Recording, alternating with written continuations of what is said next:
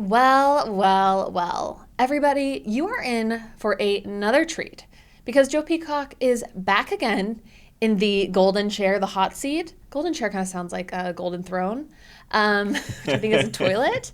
But Joe's back, everybody. Joe Peacock is here again, and he's here for a Chicks deep dive, all right?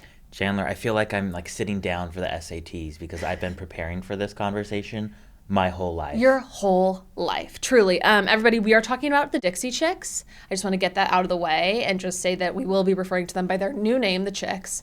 But, we're not talking about the obscure New Zealand band, the Chicks. We're talking about the Americana, the Chicks.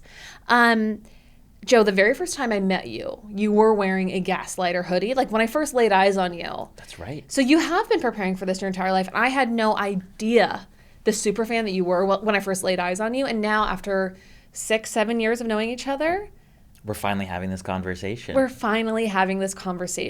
Yeah, that was summer of 2020. And you borrowed that camo hoodie, Dixie Chicks Gaslighter hoodie. It's true. I needed to take a moped ride in the rain. And thankfully, you were the only person with an extra hood that I could borrow. Yes. My love affair with the Chicks goes way back. As we've established, our church, our common faith growing up was 90s country. 100%. I think you said in your toast to Ben and I on our wedding day, you said, Chan and I grew up in the same... I mean, why don't you say it? You're off book anyway. Chan, I hardly remember it. Chan and I grew up in the same religion. 90s country.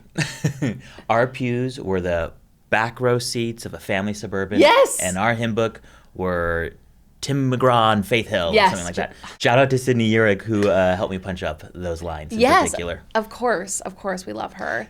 But I remember telling my dad at 14, I had just... I was really coming off on maybe like my 50th listen of Taking the Long Way. And I'd watched the documentary Shut Up and Sing. And I just was in the kitchen. I said, you know what, Dad? The Dixie Chicks are my favorite band. And he just said, no, they're not. And I said, but they are. And they have not ever plummeted from that number one spot for me. I know. Yeah, your dad, with all due respect, he was dead wrong. Dead wrong, and also, props to the man because he let us wear out those CDs in the car. I know, there's something about the Chicks where, and I'm probably going to slip up a couple of times, but I'm going to try to use their new name. We will probably refer to them as Dixie Chicks and the Chicks because I think sometimes when we're talking about them pre-name change, it could be appropriate, or like how we interacted with them as kids. It does annoy me sometimes in conversation. I'm worried people won't understand who I'm referring to when I say the Chicks. Exactly. No, it totally, like it just honestly doesn't ring as much of a bell as the Dixie Chicks do. So yeah. And yet, so I'll say sometimes like Dixie Chicks, and then without a doubt they'll say, oh, you mean the Chicks. Exactly. And it's so annoying, the connotation that they take, because I feel like there's a lot underneath that, and so it's just like giant eye roll. I've like gotten into just being like the Chicks, formerly known as Dixie Chicks. Right. So anyway, everybody, bear with us as we, attempt to walk through their history, and we were going to try our best to, go by their current name. But I think we need to just sort of dive in to the story of the early days, and these women and where they got their start, because I think I didn't really know that they were not originally like the three the Chicks that we know. It was not, or it didn't originally begin that way. Yeah, no, 100%. The Chicks started in the 80s. So the Chicks as we know them now are three women, and two of those women are sisters. Yes. Emily and Marty. Yeah. Marty is the blonde, Emily's the brunette. And they are both background vocalists, but also the fiddle player and the banjo player. And Marty is the older sister, Emily's the younger sister. And so I think they started a band like when one of them was 10. Okay. But they really became like commercial, and it became a business endeavor as soon as I think they became like 18. And were the two of them just kind of like musical prodigies? Like, were they really talented? I don't really know much about the fiddle or the banjo. Is that one of the instruments that play? Like, I guess, like, were they just like super talented? But they weren't singers. They were never singers. I would like to know, were they just like super talented musicians who were like, oh, we should start a band and find a lead singer? They grew up in Texas, and Emily, Marty, I would love to read your memoir. So I'll have more of like an in-depth answer on that, God willing, later in life. But I think they just were two really talented young women who put in the work Yeah. and who were raised in Texas around country music. And I think they were supported by their parents, but like, it wasn't necessarily written in the stars for Yeah. them at all. Yeah. And the Dixie Chicks started with two other women. There was Laura, who was their original lead singer. Yes. And was it Robin? Robin Lynn Macy. And I think she was on a variety of instruments and in the background. And so it was not the Dixie Chicks that we know today, Right. which, had pop crossover appeal. This was much more like Texas, Western. The outfits they wore are very jarring. Crazy. Yeah. Yeah, it's so different. I mean, it was more acoustic and traditional. And I think, once we switched to Natalie Maines, like, they really get such a unique sound. But before we get into that, let's play a little bit of their early sound just so people can get a feel. And Colorado is more than 800 miles away. I called to tell you that I'd be home sometime tonight if the roads are clear and the weather is right. And now to say I miss you is putting it lightly, can't you see that? No, I Steering know the it's a ship. backup vocalist. Yeah.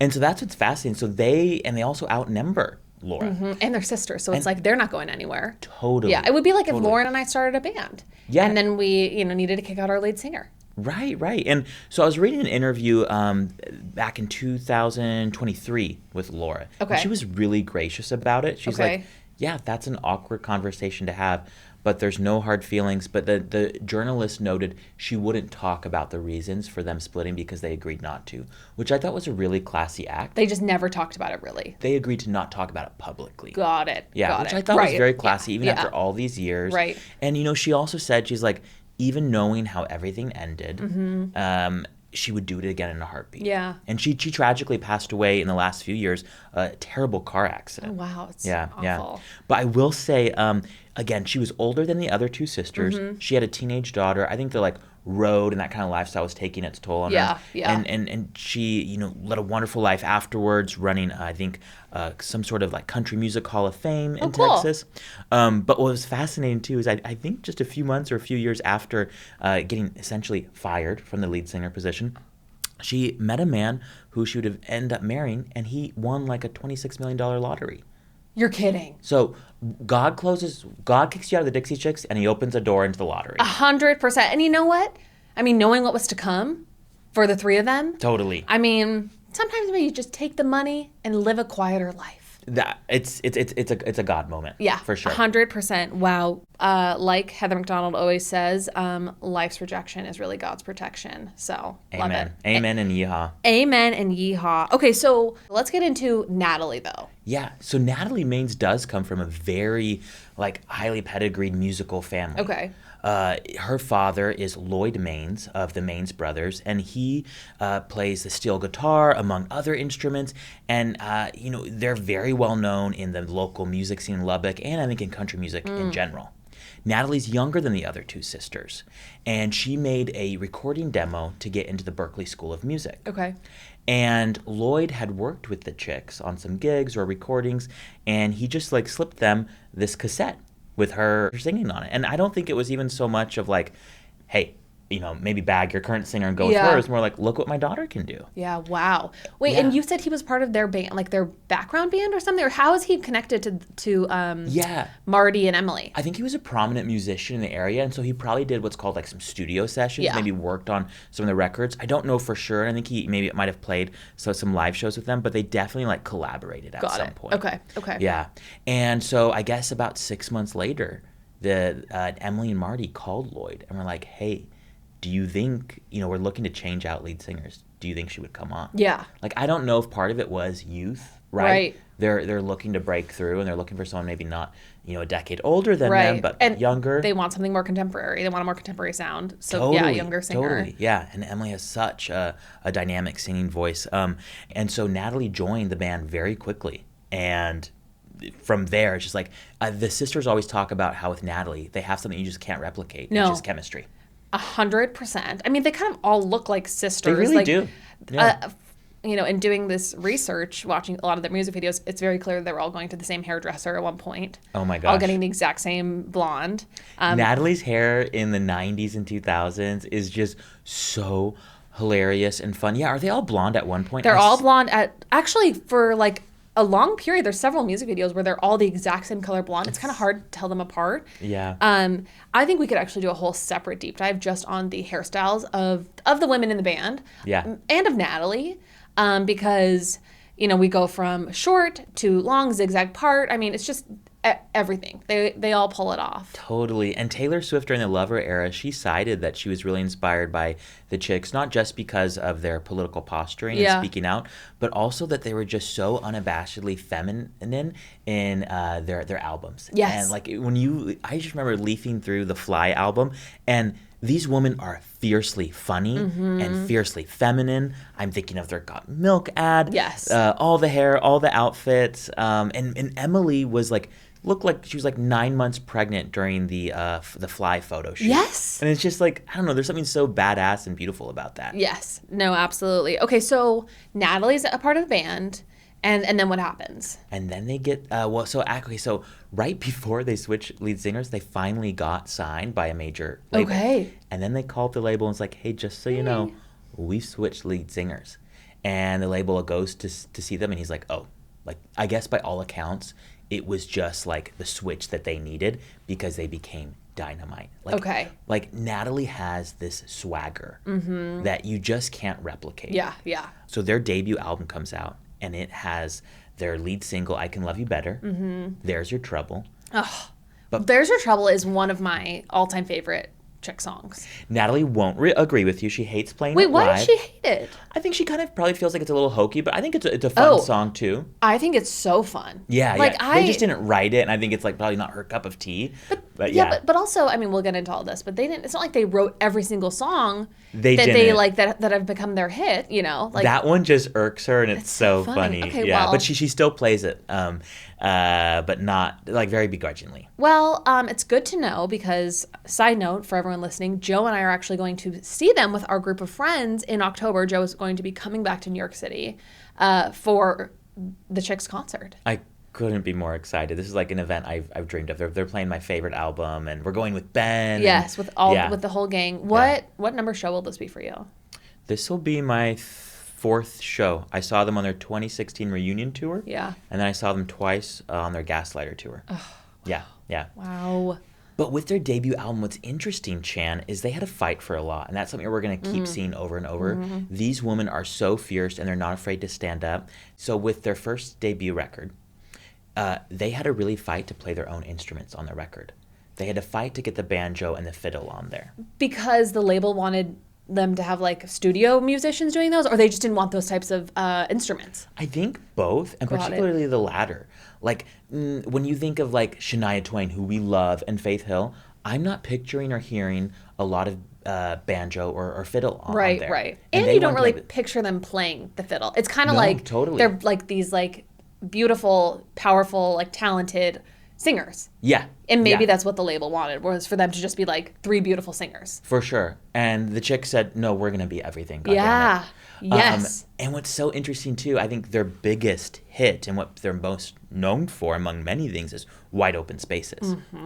Would you know that the Chicks had a fight to get that song to be a single? For real? They said, we think this song captures something and is what our audience will identify with. It wasn't their first single. It wasn't their second single. I don't even think it was their third single. Well, and wait, do you remember what their first single, I believe, was I Can Love You Better. Yeah. Second single, I believe, was There's Your Trouble. I get it. And Wide Open Spaces might have been their third, but they also had When You Were Mine. Yeah, I mean, Wide Open Spaces just blows those other three songs out of the water.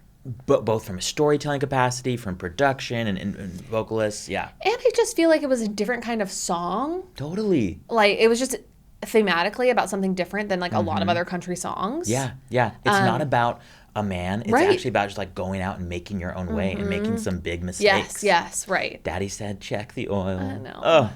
Oh. Okay, what's interesting too about you, When You Were Mine, you're familiar with that song? Yeah. It's about obviously a couple who has, or a woman whose husband has left her. Yeah. And for another woman, and she remembers when he was hers. And the sisters, Emily and Marty, wrote that song about their own parents. Oh, wow. Because their parents split up and their dad was with someone new now. And I remember listening to one of them, I think it was Marty, saying they kind of were like, it's great when a song's a hit, but when that song became a hit and was released as a single, they weren't prepared for that because they just thought it might be like a deep album cut. Right. And all of a sudden they were having to play this hit song everywhere, knowing that like sometimes their dad and their stepmom were in the audience. Oh my gosh. Like, isn't that just kind of fascinating? That is crazy. And it just speaks to like the level of fame that they were like certainly not at before this album came out. And then all of a sudden it's like, oh, this is everywhere. It's everywhere. Yeah. It sells over 10 million copies. And like less than 2 years later, their second album comes out. Oh, for real? Fly. So super fast. Super fast. Okay. Yeah. So in like a period of 3 years, they sell 20 million records. I'm It's trying to like insane. compare that to, is there anyone present day who could kind of compare that to? Like, I feel like all the numbers get a little Right. jumbled. The numbers totally get jumbled because of streaming, et cetera, et cetera. But like as big as like Come On Over by Shania Twain, I think it's approaching that Yeah, level. yeah. But I mean, it's hard to compare it these days. But I mean, like Taylor Swift's not putting up those numbers on any of her albums. I'll tell you that. Interesting. Yeah. Interesting. Yeah. So they sold 20 million records? 20 million records across their first two albums alone. Wow. Yeah. Wow. And those came out within like 2 years of each other. It was super crazy. quick. Okay, And of okay. course, Fly has those songs like Ready to Run and Some Days You Gotta Dance. Or what's their bigger songs? Oh, Cowboy Take Me Away. Oh my gosh. I mean, is that like, I mean, that's for I think that might be their number one song for me. it's so beautiful. It is incredible. So Everyone, they've been a sponsor for years, but I feel like there are some of you who have still potentially not tried Early Bird CBD gummies.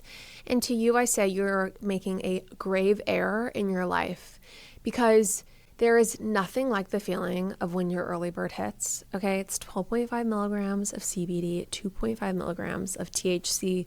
It's the warmest, loveliest, most gooey, amazing feeling. I absolutely love half an early bird to go to sleep. It just makes me melt into my pillow. Half an early bird or a full one before a meal, and I am just tasting the food a little bit more. Before a show, I'm chuckling a little bit harder. Earlybirdcbd.com, please, everyone, go use our code POPApologist. Try these gummies. Restock if they've already changed your lives like mine. That's earlybirdcbd.com, code POPApologist for 20% off. If you've tried everything to lose weight and still feel stuck, Weight Loss by Hers now offers an affordable range of FDA-approved GLP-1 medications, including the Wegovy pen and the Wegovy pill, the first ever GLP-1 pill for weight loss. When combined with exercise and diet, Wegovy at Hers can help you lose up to 20% of your body weight. And the best part is that everything is 100% online. Through Hers, you'll connect with a licensed provider who will determine if treatment is right for you. No insurance necessary. If prescribed, your medication is delivered right to your door. It's weight loss designed for you. You'll get a personalized treatment plan and as many dosage changes as you need. Ready to reach your goals? Visit forhers.com/apologist to get personalized, affordable care that gets you. That's forhers.com/apologist. Again, that's forhers.com/apologists. Weight Loss by Hers is not available in all 50 states. Wegovy is the registered trademark of Novo Nordisk AS. To get started and learn more, including important safety information, Wegovy clinical study information, and restrictions, visit forhers.com. let's get into Cowboy Take Me Away. Sure. So Cowboy Take Me Away, again, the two sisters in the band are Marty and Emily. Well, Marty's little sister Emily meets her first husband, Charlie Robison, and he is very much a cowboy. Yes. He's in the country music scene. He's a former football player. He looks I like think a he's college. cowboy. Totally looks like a cowboy. Has an unfortunate soul patch. Yeah. Great build. Great build, but Great build. He's a great tan. Yeah. And so Marty writes the song and wish for her little sister, which is Cowboy Take Me Away. Oh, wow. Wait, so Marty wrote it about Emily and Charlie. Yeah, for their Oh, wedding. I love yeah. that. Isn't that beautiful? That is beautiful. Yeah, Okay. yeah.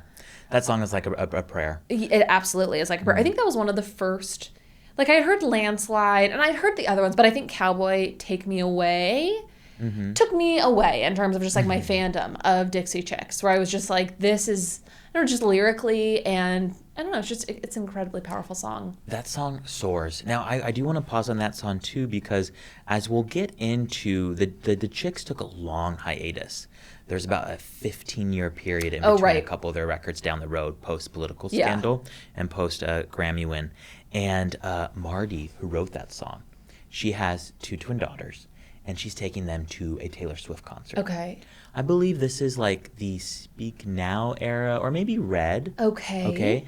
And she was just kind of feeling like, maybe we had a great run, but we haven't put out an album in years. Maybe our time has, come and gone. I think that's constantly what you feel as an artist. Yeah. And so she goes to a show, and Taylor Swift gets out her guitar and says, there's someone very special in the audience tonight. I have the chills already. The chills are already starting for me. She said, this is one of the first songs I learned how to play on the guitar, and it's written by Miss Marty McGuire, who is here, and it's called Cowboy Take Me Away. Marty's there with her daughters, and she's getting name-checked by Taylor Swift. And then Marty says, by the way, I have full-body chills right now. No, legs, ankles, everywhere. Yeah. Marty says she listened to the whole arena just shout and sing Cowboy Take Me Away. And it was just like this, maybe our time hasn't moved on. Like, what a beautiful moment from Taylor. What a beautiful moment from Marty. You and I both have our own testimonies of Taylor. We, the wedding, everything. I'm not going to get into it, but she really, like, nobody does it better. Taylor just really has a way of being a true class act and, like, paying respects to the musicians before her. Totally. In such a wonderful way. Taylor gives people their flowers like no one else, unless you're younger than her and you're named Olivia Rodrigo. Yeah. I love that story, by the way. Getting back to their second album. Yeah, so second album, runaway success. Yeah. I think at the time it sold like 9 million copies. So they're everywhere. Yeah. Right? This is neither here or there, but I think around this time too, the Chicks, this is from one of my late night YouTube rabbit holes, the Chicks went on like a celebrity edition of Family Feud. Oh, great. Love and it. It's the Chicks and Keith Urban, but Keith Urban is not Keith Urban yet. Stop. I don't know if he played for them or was like opening for them, but like he looks insane and he's not famous, and the 4 of them are playing as a family in Family Feud. Also, you just know the hair was crazy across that side of the stage. 100%. Probably longer hair and bigger hair than any 3 of them. Yeah. And more highlights. Yeah. So the Chicks hit kind of their first big road bump, at least publicly, after the second album. Yeah. They've sold 20 million copies, and they don't feel like that money has made its way to them like they should. And so they sue Sony. That's crazy. So were they signed with Sony originally? They were signed with Sony originally. Yeah.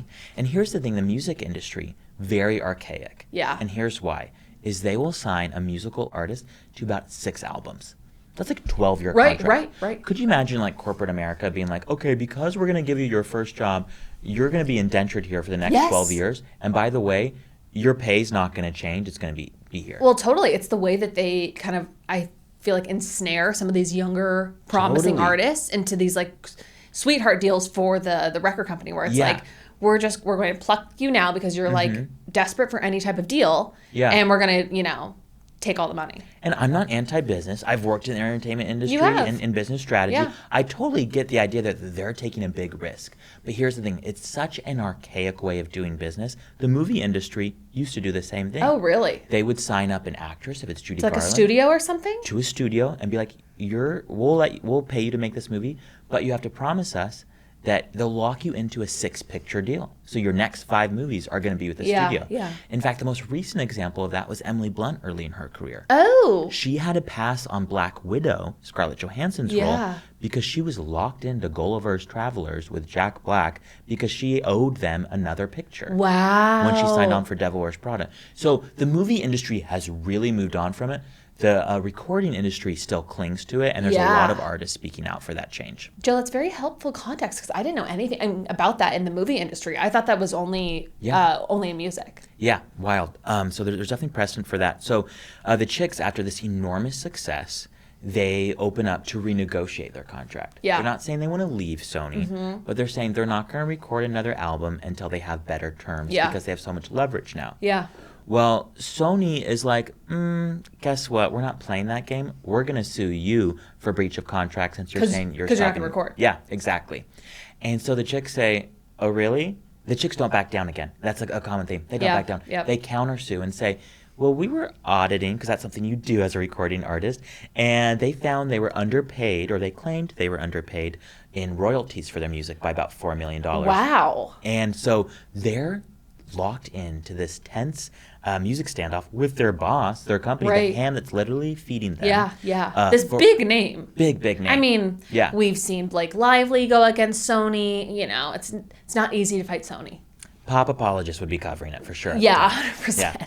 And so it's a better part of a year, 11 months. Wow. But what's great is during this time, they're kind of just like, okay, we still want to make music, but maybe we want to do some, like, who knows if this music is going to get heard because Yeah. we're in this standoff with Sony. And so they really go back to their country roots, like not pop country. They really take things back to a time where you can hear the sound of each instrument in it. And so Natalie's dad co-produces this album with them. like kind of completely on their own. Like On their own. Is that even They're going allowed? rogue. The- I know. I was surprised, but I guess they worked with their legal team to say, "Hey, we want to stand up. We want to get better terms Yeah. on our contracts, but we want to still be able to make music." Yeah. So I think it was allowed. It was you can record music. It's not like they're like on strike where you can't be writing. Right. But it was more of like, will this ever get heard? right, like because they can't market it with the same type of dollars or Totally. put it in But radio I wonder stations. if that kind of yeah. liberated them into like making whatever they wanted. Yeah. Okay, wait. So what is there any music that I would know from this album? Yeah, it's the album Home. Oh no way! Yeah, oh, and I it had is- no yeah. idea. It's a very different sound than their first two records. Yeah. And so it has songs like their lead single from that was Long Time Gone. Mm-hmm. And then it also has Travelin' Soldier, which Chills. I found out was written by Emily's brother-in-law, Emily's husband, Charlie's brother. Whoa. Okay. Yeah. Travelin' Soldier is God tier. I mean, 100,000%. Yeah. I mean, that song stops you in your tracks. And it also has their cover of Fleetwood Mac's Landslide, Okay. which, like, who thought you could cover that song Right, and have no. it stand on its own? 100. I mean, their cover is incredible. Only second to Gwyneth Paltrow's on Glee. I think everyone says that. Known fact. Known fact. But it also has, the deep cut Top of the World, just haunting. Yeah. And so they resolve that dispute, and Home comes out to great fanfare, critical and commercial acclaim. Wait, so they resolve things with Sony and then their album comes out? Yeah, and their resolution with Sony, they got a $20 million bonus. About time. About time. But they also, I think, there were some business terms like, okay, you have to like pay us back $15 million in marketing. The Yes. music industry is crazy. So, okay, yeah, Yeah. I remember reading something Yeah. about that. They had to then pay Sony some amount of money. But then they got like a larger share of money Yes. back. Yeah, it was like something better for them in nets. the long run. Totally. And a couple of things that came out of that as well is they have their own imprint at Sony Mm-hmm. that they're releasing this on called Wide Open Records. So I think it just gives them more autonomy. And then also what I found interesting was Sony also said, you don't have to deal with the Nashville office anymore. Apparently there must have been some bullshit going on. Wow, okay. And they're dealing with the New York office. Damn straight. That's wow. right. That's right. Okay. I mean, they at the time, I think they're the biggest artists on Sony's label. Right, right. So it's just, yeah. Wow. Yeah. I love that because I think the only scandal I knew about before, I know. researched this was the the comments about the war. So Right. the fact that they had this whole other debacle, and I mean, Yeah. so Natalie was 21 when she joined the Oh my gosh, band. Natalie was so young. So young. So I this think is Natalie, when she joined the band, was like 18, 19. Crazy. Because she just like dropped out of college. You drop freshman out of year. college, Yeah. you join this band. Suddenly, within 2 years, you have 2 albums. Yeah. 2-3 years, 2 albums, 20 million, record copies Mm-hmm. sold, and then you're in a dispute with a major company. Insane. It's just it's really crazy. Insane. Because they all came from pretty humble beginnings, right? I don't think either of them, or I don't think any of them came from like super, super rich families. Yeah. I have not read that they were in poverty by Yes, any means. yeah, Yeah. But even though Natalie's family was in the music scene, it wasn't like this was just it was fame on another level, obviously. yeah, her dad was not, Johnny Cash. Right, and- right. Yeah. Yeah. Yeah. Yeah, because I had no idea that that her dad was even musically inclined until Right. this. There's the documentary that you and I watched, Shut Up and Sing, and he's so charming He's in so that. great. He's so great. And I love watching them together, too. I know. Yeah. I love hearing about how much of a family affair it is. I mean, Yeah. obviously Marty and Emily, but then hearing about Charlie's brother writing and Natalie's dad. Yeah. I mean, so Natalie's dad in Shut Up and Sing comes into the studio with them and like plays. He does on the Taking the Long Way album, but I guess his imprints were all over their first two albums, and then he straight up helped produce the third Home. album, Home. Yeah. So speaking of family, at this point, we know that Emily is married to Charlie, the Cowboy Take Me Away guy. Yes, Soul Patch. We know Natalie Maines has met her second husband at Emily's wedding. Yes. Adrian Pastar, the actor, who becomes Gaslighter. And then Marty marries her second husband, beautiful Irishman. Yes. And I think his name is Garth McGuire. Yeah. And get a load of this. So Marty marries this beautiful Irishman. Well, Natalie's sister marries that Irishman's brother.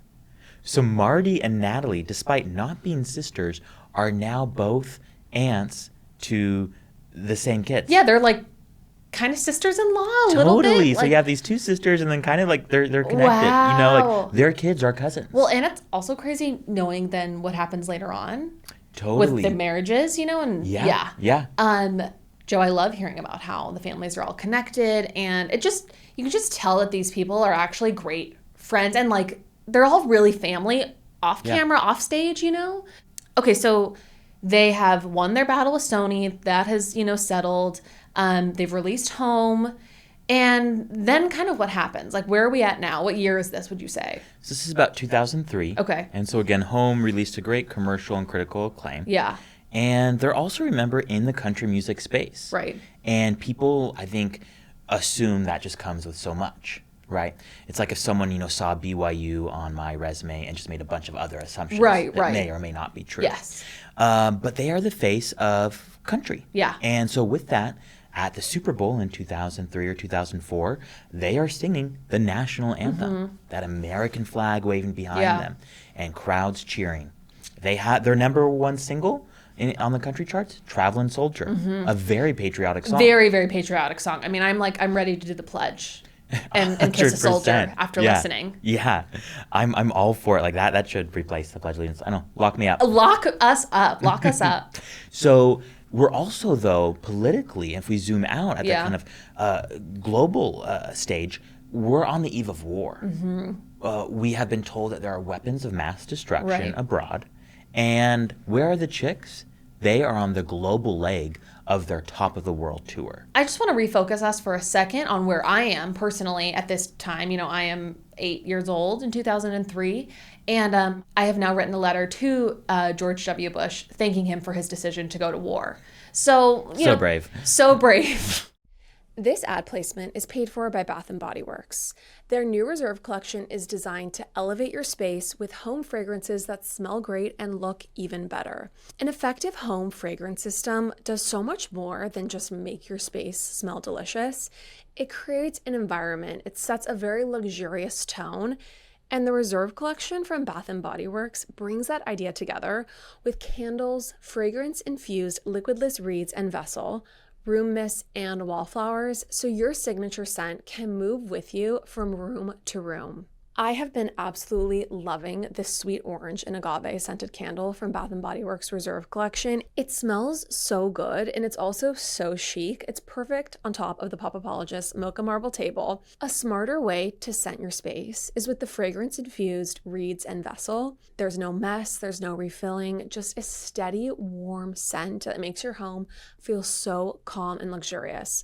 I also love the 4-wick candles at night for maximum ambiance before bedtime. Bath & Body Works' new 4-wick ceramic candle burns up to 70 hours, and the fragrance-infused liquidless reeds and vessel gives you all the fragrance with zero mess. Shop the Reserve collection now at bathandbodyworks.com. You're listening to this podcast, so I know you've got a curious mind. Here's a helpful fact you might not know yet. Drivers who switch and save with Progressive save over $900 on average. They make it super simple. Pop over to progressive.com, answer some questions, and you'll get a quick quote with coverage options tailored to your choices. Plus, you'll see which discounts you may qualify for, like the online quote discount or savings for paying in full. In fact, 99% of Progressive Auto customers earn at least one discount. See if you could save when you switch to Progressive. You'll feel good about making a savvy choice. Visit progressive.com and see if you can enjoy a little extra cash back. Progressive Casualty Insurance Company and Affiliates. National average 12-month savings of $946 by new customers surveyed who saved with Progressive between June 2024 and May 2025. Potential savings will vary. The country is very much so kind of rallying around war. 100%. We're less than 2 years out of 9/11, stronger together. Yeah. We're all together. But there also is a huge contingent of the country and in politics and of the world that do not think America should invade the Middle East. Yes. And so the Chicks are on their global leg of this tour, and it puts them in London. And they're about to play at a place called Shepherd's Bush. Mm-hmm. And around that time, London had just seen one of its largest political rallies ever. Okay. Of Londoners denouncing the U.S.'s plans to invade the Middle East. And so Natalie is just like, she is self-aware. Mm-hmm. And Natalie also is, despite being in country music, pretty liberal. Yeah. And in the documentary, it's interesting, it's like this is pre-smartphones. She's going into the guys who are hooked up with a computer like she's the Secretary of State. And she's like, she's like eating something. And she's like, who has a war update for me? Is anybody online? What's the war update? Yes, that's so funny. Because it really was truly a pre-smartphone time. I mean, we see this in Shut Up and Sing. They're just like looking at the blogs and everything. Yeah. But yeah, she's very politically like, she's in the know. She's tapped cares. in. She cares. As a citizen, she cares. And so did I. Yeah, totally. And you both had your rights to, exercise your freedom of speech, whether it's on a pen to paper or with a microphone. One of us got a nice letter back from George Bush and a glossy 8x10 photo of him, and one of us got canceled. So I'll let the listeners, deduce that. So she takes the stage that night. And I remember listening to an interview where she was like, well, we knew all of this was going on. And when you travel abroad, you're kind of aware of people's opinions on Americans. Of course. And the president. I mean, especially when you're a public figure. Totally. Yeah. And so I think I heard in an interview her say something like, well, we didn't want to just get up there and be like, well, there's your trouble. She's bitingly funny. She's super funny. And so she's in her your trouble. Right? And so she's in her late 20s at this point. And in the middle of the concert, it wasn't like some big, huge thing. She's just working the crowd. And she says, I think they're about to play Traveling Soldier. And again, a bunch of men in the UK and in the US are about to go over the seas. And I think I remember her saying something about Traveling Soldier. It's like they kind of needed to just sort of address the elephant in the room, which was this impending war. The biggest rally in London had just happened. Yes. And so Natalie says, we just want you to know we're on the good side with y'all. We do not want this war, this violence, and we're ashamed the President of the United States is from Texas. And Natalie's so funny because in the documentary, we actually see them get off stage that night, and their tour manager, Simon, who is British, goes, ladies, that show was awesome.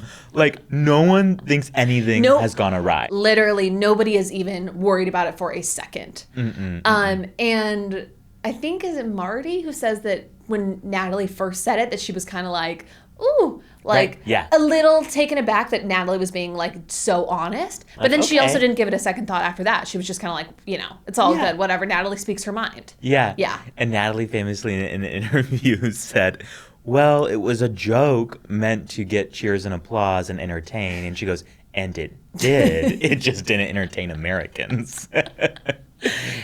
So this comment happens, but it's not immediately they're like, oh shoot, why did we say that? How long does it take for the backlash to kind of reach, fever pitch? It snowballed so quickly, Chan. Okay. And this is ahead of social media where someone can be like, Natalie could turn the camera on herself and address her followers. Right, she could have very, in present day, taped a nice, hotel room, natural sunlight apology. A Notes app apology. Yeah, easily. Yeah.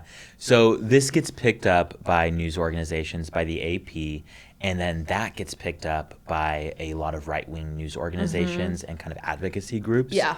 And very quickly a boycott starts. Yeah, I feel like there was all this energy of like patriotism and like fighting for your country and our rights and like Americans banding together that people were just kind of so ready to, you know, really like villainize anybody who wasn't like fully on board with that mission.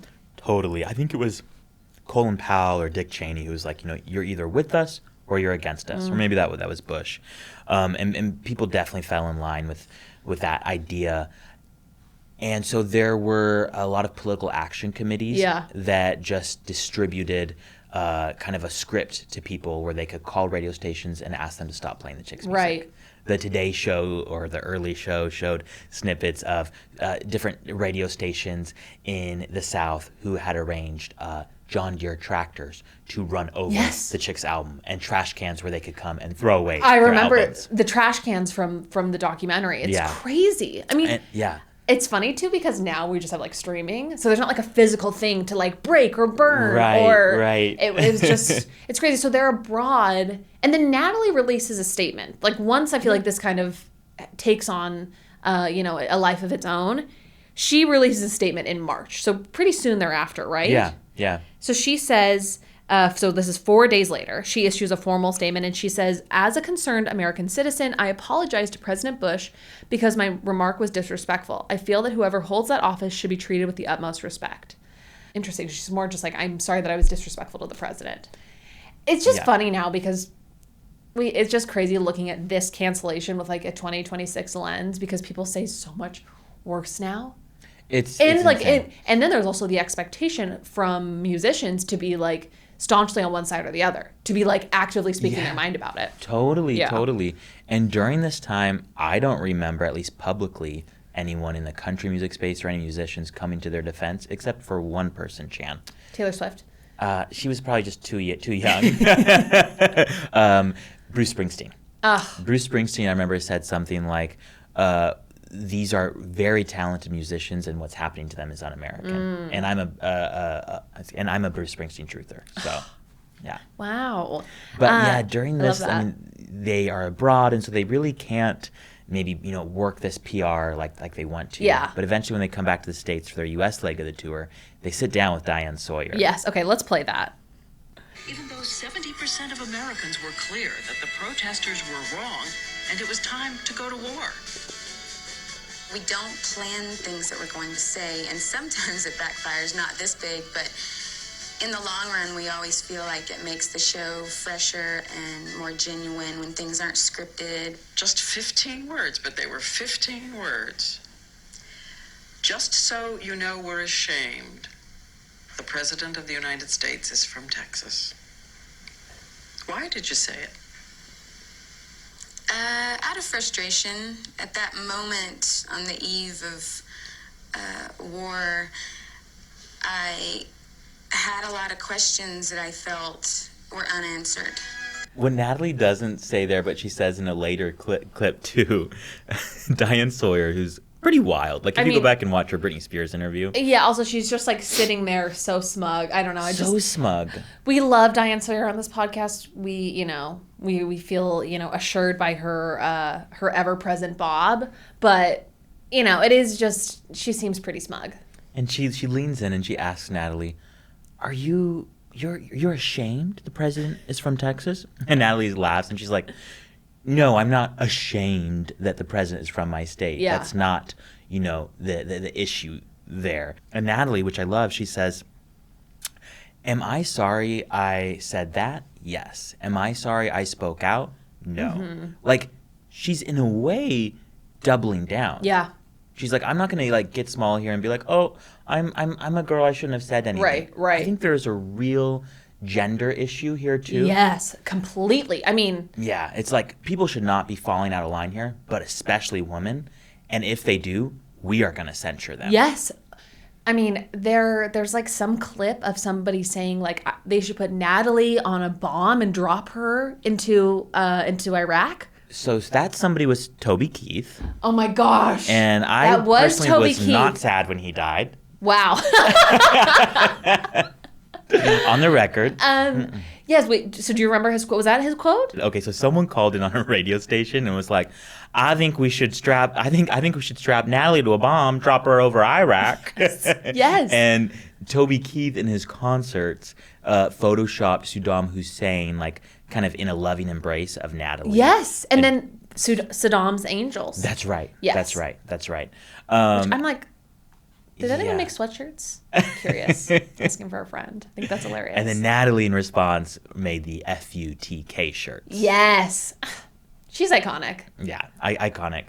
And I remember Bill O'Reilly had said, This guy, quote, yeah.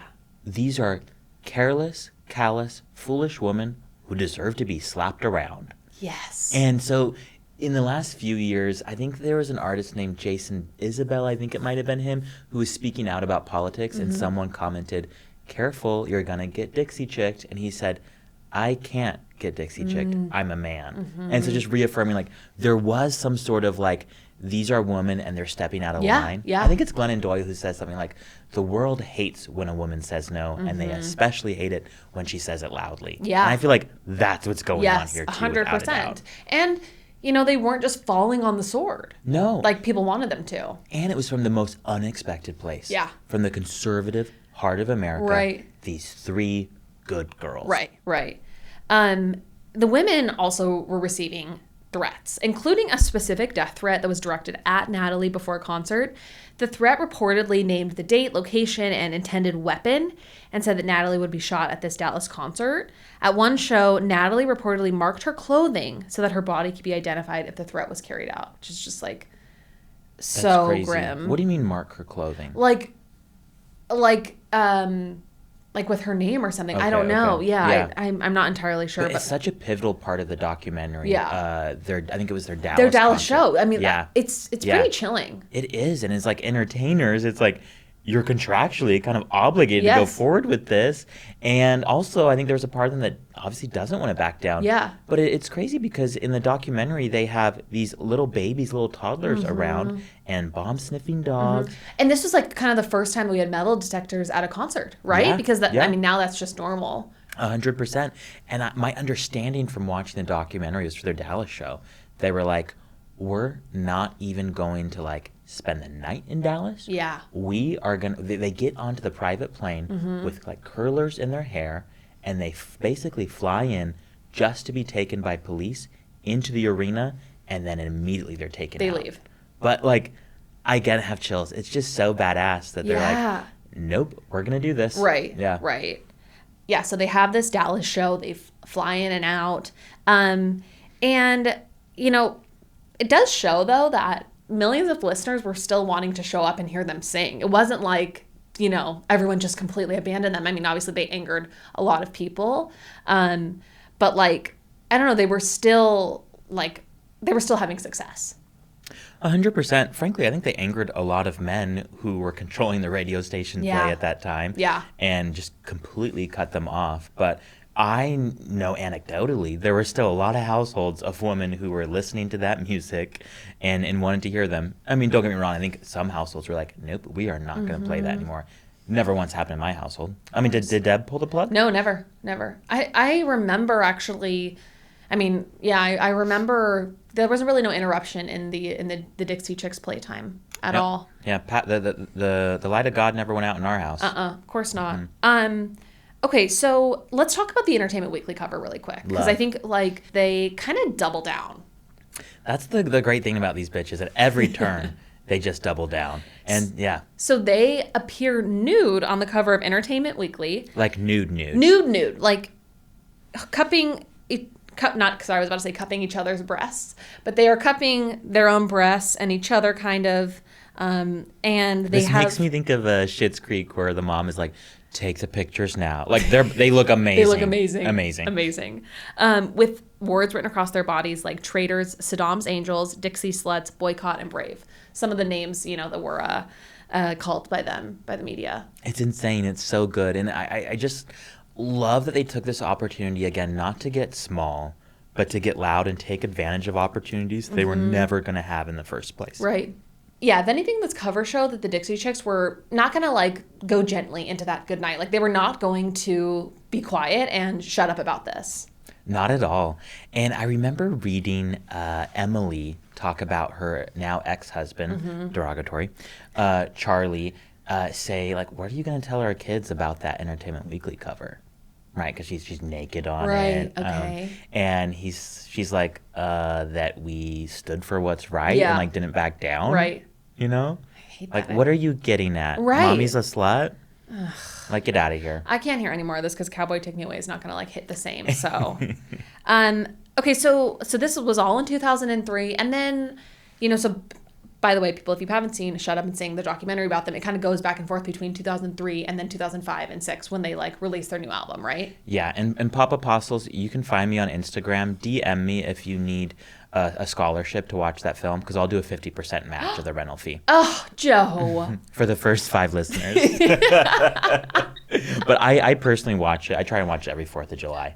No, Like, as it's you so should. good. And I've now watched it twice with you. We rewatched it together. And one fun note about that doc, too, is like these days it seems like every recording artist has a doc.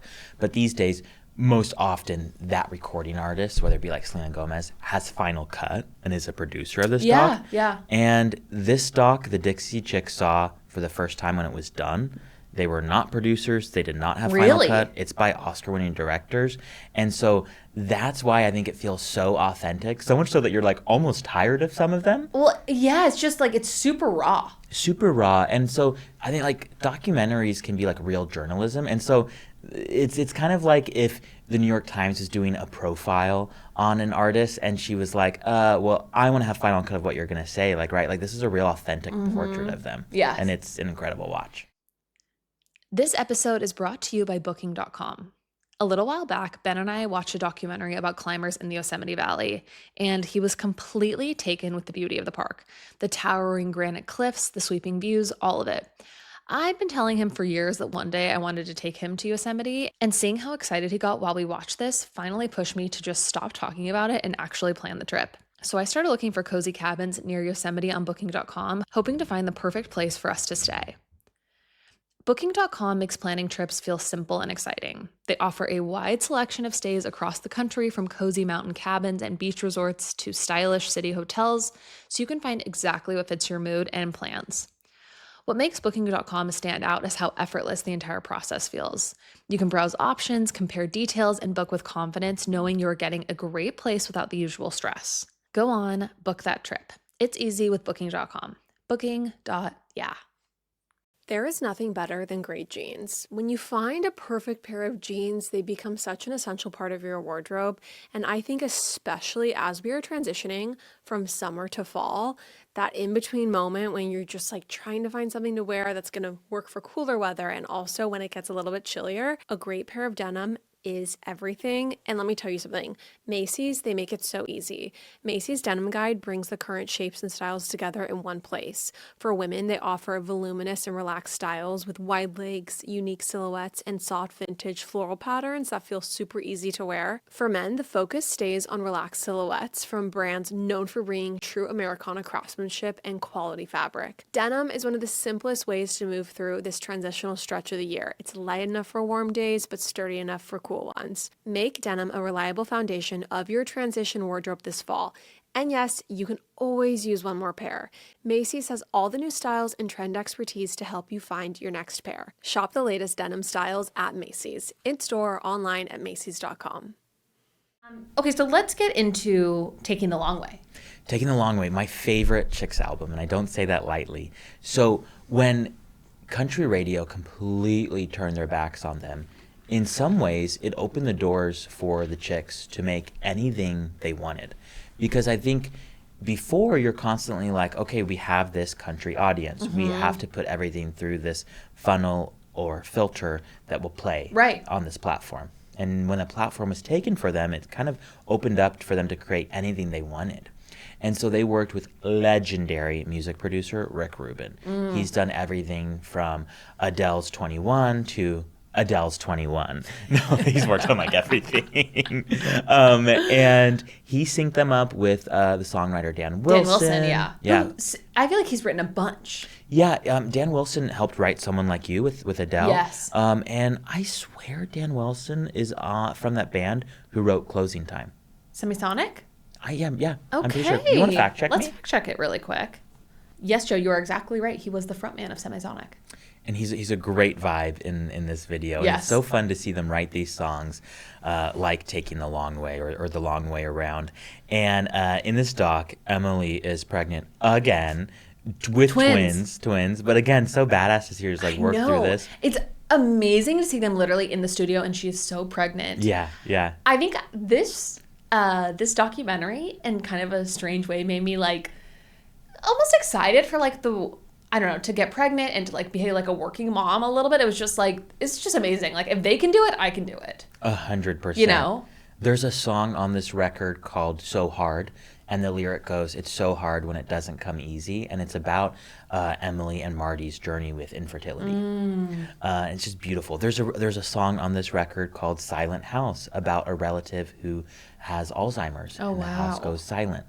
There's my favorite love song of all time on this record called Baby Hold On, and it's about, you know, a couple working through a really rough patch and how they can start over and hold on. Oh my gosh. I know, it's beautiful. I need to spend more time with this album for sure. Another great love song on this album is called Easy Silence, Okay. talking about the easy silence a partner makes for you, how that kind of space can feel when there's nothing left to say. Yeah. And John Mayer plays guitar on several of these songs. It's unmistakably him. You can't miss him. The Red Hot Chili Peppers drummer who looks like Will Ferrell, he's playing drums on this record. He's all over the documentary. And I think I have to imagine the way the Chicks handled themselves in the political controversy just like gave them a calling card and made people want to work with them in a different way. Yeah. Yeah. I mean, they could have had a career like Reba McEntire, who we absolutely love. We love. But they became something different and unmistakably renegades. Yeah. Yeah. And so they moved to LA to record this album. And what I love about the Chicks, again, they're not going quietly in the night. They're not going to get small. These are the badasses who posed nude on Entertainment Weekly with Saddam's Angels. Well, what is their comeback single after the whole political scandal? Because remember, Home was recorded before all this. Yeah. It's Not Ready to Make Nice. I mean, of course it is. You would so think that, like, if a record label was writing this music and being like, Chicks, here's what you should do. You should have a song that is making nice with country music. Or like, let's like refocus to like a love song or something. And like, and then you can have Not Ready to Make It Nice as like, you know, the 10th or 11th track and just like. Totally. But it's like, no, this is literally them saying, we're not done talking about this. And this is how we feel about it. 100%. Yeah. And it has a God-tier bridge that addresses when someone hates something you said so much that they want to kill you. Can we play it a little Please. bit? Story when a mother will teach her daughter that she ought to hate a perfect stranger, and how in the world can the words that I said send somebody so over the edge that they'd write me a letter saying that I better shut up and sing or I'll laugh with you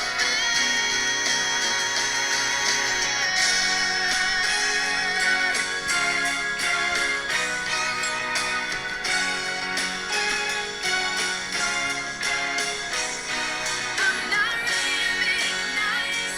I'm not ready to make Oh, That song will be played when I am exalted into heaven. God willing, absolutely. I mean, I want to call my local representative. I don't know about what, but I'm interested in taking a stand. That song is such a righteous anchor. So good. And I literally remember listening to that song with my headphones at the playground across from my grandma's house. Obviously, I was reconciling my early thoughts about the war versus my 2006 thoughts about the war. And yeah, I mean, it's just, it's incredible. And I just love that they were that bold even back then, you know? Like, and so many of the comments, by the way, at the bottom of this video are like, the world owes them an apology. And this song is more relevant than ever. 100%. That's the beautiful thing about the whole political debacle is Natalie Maines got the last laugh. Yes. As the tides of public opinion and the facts just kind of swung in her favor. Like, I think there was a Rolling Stone article in the last decade where it was like, Natalie Maines was right about everything. Yeah. And by the way, she was in her late 20s when she made that crazy. comment. It's And then crazy. doubled down. Crazy. That's wild. They also have a song on this record called Bitter End, which has lyrics related to how the country music industry and radio stations turn their back on them. The last verse is, "You had a good time drinking all of our wine after the show. We all rode the wave of that crazy parade," being the first two albums, major success. "Oh, where'd you go? As long as I'm the shiniest star, oh, there you are. Farewell to old friends. Let's raise a glass to the bitter end." Wow. Poetry. Poetry. And Chan and I are going to see them perform this album in Yes. completion. I know. I'm so excited. I'm so excited. And so the kind of end of this political chapter for them is when they go to the Grammys. And they're nominated in every major category for this album. And I believe they sweep all, excuse me, I believe they sweep most of them, if not all. They get Wow. Album of the Year, and I believe Record or Song of the Year as well. And Natalie, when she's up on stage, she goes, "I'm ready to make nice." I love her. I love her. But what's interesting is I think I've heard Natalie say something to the effect of, she had this real fire in her heart to prove something with this record. Yeah. And they undoubtedly did. Yes. The Grammy stage. But like after the Grammys, I think she just felt like this huge wave of, okay, I did that. And now like maybe feelings caught up to her and just like, okay, I don't have any more to give. Honestly, and like the adrenaline of that moment was just kind of done, and it was like I did what I needed to do here. The battle is done. The battle is done, and I think it makes a lot of sense that they take a little bit of a break from music, or they don't go on a break and split up, but they go on a hiatus, right? Huge hiatus, yeah, because Taking the Long Way came out The Long Way Around in 2006, and Gaslighter comes out in 2020. It's crazy. That's 14 years. And a really emotional part of the documentary is when Marty, one of the sisters, says that she's like tearing up. This is upon the eve of the release of Taking the Long Way. And she says something to the effect of, "I think I just still worry that Natalie beats herself up for this, that she feels responsible for, our financial success, plummeting in some way." Right. Like the hell that they all went through. Totally. And she said, as many times as I can shake her and say, it's the best thing that ever happened to us. We were never going to be on the cover of Time magazine. It's the best thing that happened to us. She still feels like Natalie's beating herself up. And if she says, if Natalie came to me and said, "I don't want to record, I don't want to do this anymore," Marty says, "I'd give up my career for her. That's how much I love her." Yeah. And in a way, that did happen because Natalie didn't want to record anymore. Yeah, And the two sisters did. And so Marty, in a way, really did give up a huge part of herself and career for Natalie to be at peace, to be to be happy. Right, and to just kind of take a breather. Totally. So there's a 14-year break, but Marty and Emily go on to record their own kind of like they do. What is it called? Yeah, they had a side project called the Courtyard Hounds. Yes, which is some beautiful music. I was about to say the Backyard Rascals. Something like that. Close, not far off. Yeah, like an AI version Yes. of the Courtyard Hounds. And so they're playing festivals, and they released 2 albums of that. And also in this 14 years, Natalie Maines releases a solo album of covers that she works on, I believe, with her neighbor, who is Ben Harper. Oh, cool. Musician. Wow. Yeah. Do you like any of the songs off of either of their kind of 14-year hiatus journeys? Yeah, I love a song called "The Coast" off the Courtyard Hounds. Okay. And also their duet, I think it's called "Springtime," that they do with Bob Dylan's son, by Jacob Dylan. And then Natalie Maines does a sick cover of a song called "Mother." Oh, okay. Yeah, Wow. yeah. I need to give those a listen. Yeah, but also, Natalie, they all have kids. And I remember reading some interviews where Natalie was like, I just wanted to be a mom. Yeah. Yeah. I wanted to be there for all the mom stuff and for gardening, and her husband's an actor. So Yeah. if you go to his filmography, he's working a lot during that time. And No, she's he home. was he? Yeah. Let's get into it. Let's get into it. So I, weekly am just searching Dixie Chicks, Natalie Maines, to no avail. Like maybe once they go, yeah. You've got Google alerts on for anything, yeah. Yeah, a manual Google alert by me. And just that rush of seeing anything. Yeah. And all I'm rewarded with is maybe a 10-day tour in Canada Yeah. that's not going to affect me and them opening for the Eagles. Yeah. Well, that changes when it is announced that Natalie Maines and Adrian Pastar are headed for divorce. And what is this, 2019? Or 20? Is this fully 2020? You know, those news articles were more 2018, 2019. 2018, okay. And Gaslighter, the album, comes out in 2020. Right. Yeah, in the middle of the pandemic. I feel like it never really got its like just entry into the world. Totally, yeah. But yeah. Gaslighter was my most played song 2 years in a row. So good. So, yeah, we get this new album from them in 2020, and they are the Chicks. No longer the Dixie Chicks. That's right. They've That's right. rebranded. And, I mean, Gaslighter as an album, it's the Chicks we always knew. It's literally them. I mean, I remember the first time I heard the song Sleep at Night. Yeah. And it's just got that same type of sweeping, powerful, just energy that they do so well. Totally. It is unmistakably them. Their harmony, and when you slap the fiddle and the banjo on it, like the Chicks have an unmistakable sound. But they're working with Jack Antonoff here. Yes, crazy. Who he claims the Chicks are also his favorite band. And he got them into a recording studio because Natalie's going through this divorce. Like she's feeling inspired to write again. And the first song they write, I believe, is Gaslighter. Wow. And then they do Sleep at Night. Yep. And these songs are so confessional. Yes, Gaslighter is so confessional. Let's get into some of the lyrics here, okay? I want to start with my favorite song off the album, which is Sleep at Night. Let's.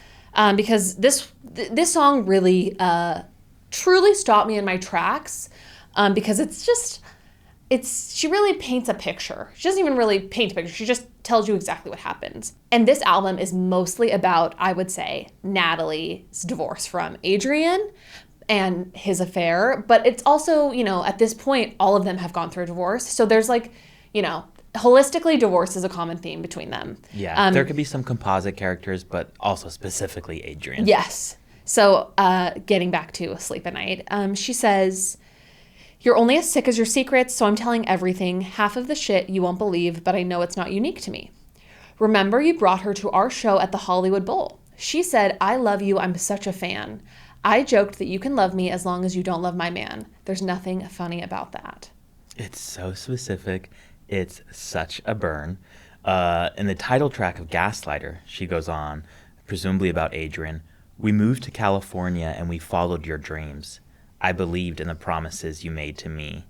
Hollywood welcomed you with open doors. No matter what they gave you, you still wanted more, acting all above it when our friends divorced." Also, there's a type of man where this is the sickest burn, to say, repeating all of the mistakes of your father. Yes. Ugh. Doesn't she also go on in one of the other songs, maybe it's Tights on My Boat, where she says, "Will your dad pay your taxes now that I won't anymore?" It's my favorite burn of the whole album. It's so good. It's so good, yeah. "Will your dad pay your taxes now that I'm done?" Yes. It's so funny. So I think we should get into the lore here with Adrian. Yeah, let's. Okay, so Whenever I need an outfit for a new event, my go-to is always Revolve. It's the perfect answer for any occasion. So you have a last-minute vacation, a wedding, maybe an anniversary trip. You go to Revolve. Revolve is so easy. I love Revolve. I've been shopping at Revolve for forever. The dress I wore for my engagement photos, a Revolve dress. Revolve is so great because they ship so fast. They have incredibly easy returns. They include a label in the box. So you just throw that stuff back in the box, you slap on that label, and there it goes. No online form you need to fill out. It's such a seamless, great place to shop online. And I also find that they just have really trendy, cool pieces at affordable price points. I literally have been shopping at Revolve since I basically graduated from high school up until now, which actually is a very short amount of time, so not that long. Shopping at Revolve is truly effortless, everyone. Revolve drops new styles every day with elevated pieces and inclusive sizing across so many styles. Whether it's a big night out, a wedding, a summer trip, or you just need something last minute that actually works, Revolve always has it. Go to revolve.com/pop to shop our faves and use code POP for 15% off your order. Fast shipping, easy returns, it just makes everything easier. That's revolve.com/pop. You can shop our faves and get 15% off your first order. Offer ends September 9th, so don't miss out. Adrian is an actor, not an actor you would know by name. No, not at all. Maybe an actor you would know by smugness and sliminess. Yeah. And he's about 10 years older than Natalie, something she reminds us of in the song My Best Friend's Weddings, which she says, in 20 years, I'll still be younger than you. Oh! You A poet. Yeah, dine out on that. Okay, so Adrian is on a show called Colony on the Sci-Fi Network. Raise your hand if you've heard of that. Derogatory. I haven't. Certainly not.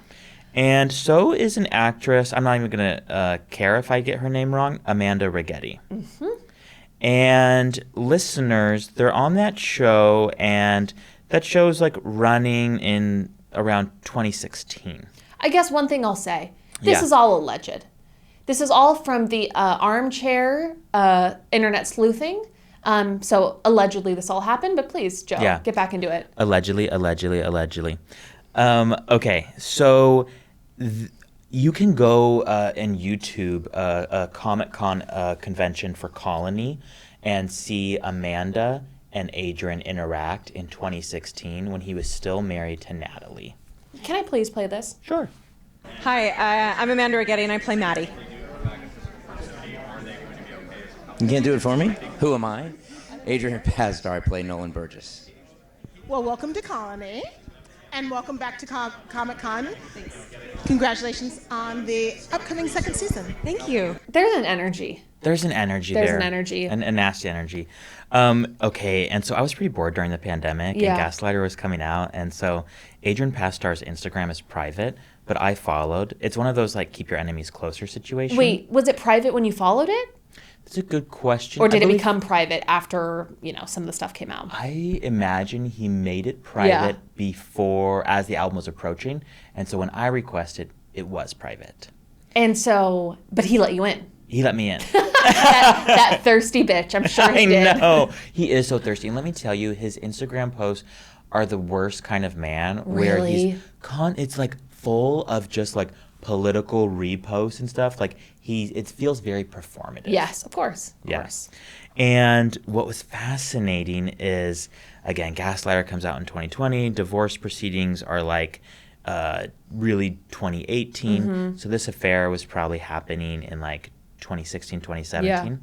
Well, when Natalie found out, she must have gone to her husband's Instagram, and he has posted photos of his mistress, Amanda. Like seemingly innocuous photos, right? Seemingly innocuous because it's like kind of a wider company event.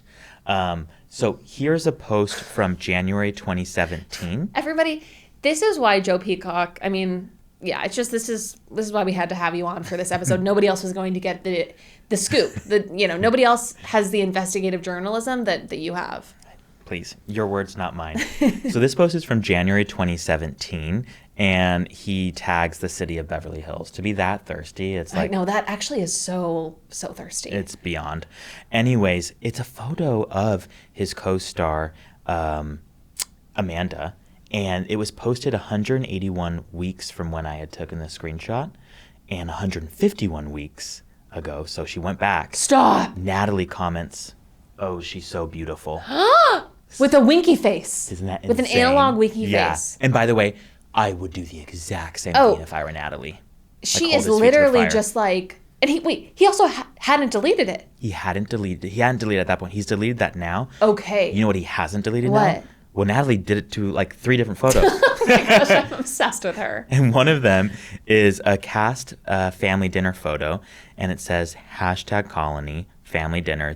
The show that nobody's ever heard of. Yeah, this night was mystical. One could almost disappear in the middle of it. I bet he fucking did. Love these folks. And he tags Amanda first. So here's the photo. And here is Natalie's comment. And again, smiley face. Oh my gosh. I love it. I lived for it. Like, drag his ass. Drag his ass. And it's just like, I'm not going to, I'm not going to go quiet into that good night or go gently into that good night. I am not going to just like keep your secrets. Absolutely. Yeah, you're not. only as sick as your secrets. She says that in Sleep at Night. 100%. Oh, yeah. Okay. So there's a sunset photo of her Yeah. in February 2020. So that was kind of like the most recent post Yeah. of her before Gaslighter. And the fans he let in, and these comments are still up, went rancid. Oh, I want to hear. To post this while you have children is just disgusting. To live your own life, etc. is great. But you're a father to 2 boys. Act like it and keep your mistress private. Mm-hmm. Also, great example of how to be a good man for your boys. How do you sleep at night? And then double down on the next comment. You'd best hope she doesn't find a new married man, all things considered. Does she make enough to support you? She looks youngish and you're looking a bit haggard. How do you trust her not to do what you did to what could have been? How does she trust you? Sounds like a super healthy relationship. So good. Oh, I love also that you're not alone in the No. people who are, now followers of Adrian. Totally. Okay, so yeah, the album just really gets into all of the indiscretions. It really does. And I think there's a song called Young Man, and it's directed towards her son, because she has 2 boys. And it says something like, we were both there that Saturday afternoon when your entire life changed. It's so sad to think about this. And so when you think about okay, Adrian cheated on her, left the family for this younger woman. Yeah. And yet he has the balls to just rake Natalie over the coals in this divorce. Yes, in the divorce proceedings, he attempts to go back on their prenup or something, right? 100%. So when Natalie met Adrian at Emily's wedding back in the era of Wide Open Spaces and Fly, Yeah. they had a prenuptial agreement. Yeah. And in that prenup agreement, they both agreed that should they ever get divorced, they would not demand spousal support. Interesting. Okay. Spousal support, of course, being different from child support. Right. Well, Adrian is now arguing that because Natalie makes so much more money than him, he should get spousal support. Which, Chan, is extra infuriating when you think about Natalie Maines really hasn't worked in a substantive way in the last 14 years. Right. She's been raising the kids. She's been raising the kids. And if Yeah. you go to his filmography, look who hasn't stopped working, hustling his ass trying to make it in Hollywood. Right. Adrian. They moved to California to follow his dream. If you've been following Natalie 100%, you know that Natalie is home crafting, taking care of their boys, and now this man wants spousal support. Right. And so he was demanding, the Blast reported, $60,000 a month in spousal support plus $16,000 a month in child support. But so what's interesting is, again, he didn't want their prenup held up for those terms. Right. But yet he wanted the prenup held up for confidentiality clauses in there. And he said he knew that Natalie and the sisters were working on Gaslighter. Yeah. And he demanded to hear all their unreleased music because he claimed it breached a confidentiality clause. Now, she never name checks Adrian in this music. Right. And I think, Emily on the Ellen Show said, yeah, it was a bit silly. There's something called free speech. Right. But, he really tried to get a gag order on this music. And as a fan, I feel violated. 100%. I mean, he could have robbed us of so much. 100%. And it's fuck around and find out, buddy. Amen. So they reached a divorce agreement that was private. But what's interesting is Natalie's oldest son, I believe his name is Jack Slade. So Jack Slade is a musician. And when the Gaslighter tour comes around, he plays in her band. Yes. Every tour. And I have to say, it was so fun watching him play these songs. And I don't know, how empowering and sweet for Natalie. Yeah. But it's crazy because he's also playing the Gaslighter album about his dad. And by the way, Adrian posts some photos of his son playing these songs about him. It's just all kind of crazy. Kind of a mindfuck, but beautiful. I think Kelly Clarkson asked Natalie when she's on the show about her son playing in the band. And Natalie says yeah, it's a little bit crazy, but my son's also an artist and a musician. So he gets it that this was a part of my process of healing and everything and, processing. I think that is so sweet. I think it's really sweet. So from your Instagram investigative journalism, how do things look with the family now? Let's see, Adrian posts about the son sometimes, and the closest he gets to the chicks or Natalie is posting so proud of Jack opening, playing this show. Yeah. I don't know if he's attended. Right. I'll tell you what, I would probably have to be arrested if he attended for slapping him in the face. Yes, 100%. Yeah. It's just gives me the ick. I mean, so bad. The fact that he brought her to the show. Oh my gosh, and then she had the balls to say that. Mm-hmm. Ugh. Oh my gosh. And they're still together, presumably. They're still together because he still posts about her. Of course, Yeah. of course. Yeah. Okay, I want to hear more about the success of Gaslighter. How does Gaslighter do as an album? Well, Gaslighter went platinum in my house. I don't it wasn't nominated for any Grammys, and I don't think it topped the charts in any way like their prior albums. But again, it was during the pandemic, and it was well received. Right, and it was we got new music from them, and it was great. We did. And real ones know. I think all the fans I talked to love that album. Gaslighter, yeah. No, it's really so great. And there's touring again. They're touring again, and this is the 20th anniversary of The Long Way Around. Right. We're taking The Long Way, and so we're going to see that album front to back. I'm so excited. I cannot wait. I hope Ben puts in the work to really get converted. But I had my hopes with Taylor Swift. I'm not going to be a fool again. maybe the concert will be something that really he has a moment there. I hope so, Joe. Yeah. But I'm not going to hold my breath. I mean, I think he likes wide open spaces. I think he likes Cowboy Take Me Away. Okay. Yeah. But he has a long way to go. I would love to watch the documentary Phones Free at some point. Joe, I couldn't agree with you more. Yeah. Between now and October. Joe, thank you so much for walking us through the history of the Chicks. I mean, you are just a wealth of knowledge. And it was just so special to have you here. It was such a treat, and if I got anything wrong, I'm, just going kind of off the cuff, so apologies. I'm only human. Do not apologize. You're perfect. And everyone, thank you for listening. Thank you for being Pop Apostles. We love you, and we will be back next week.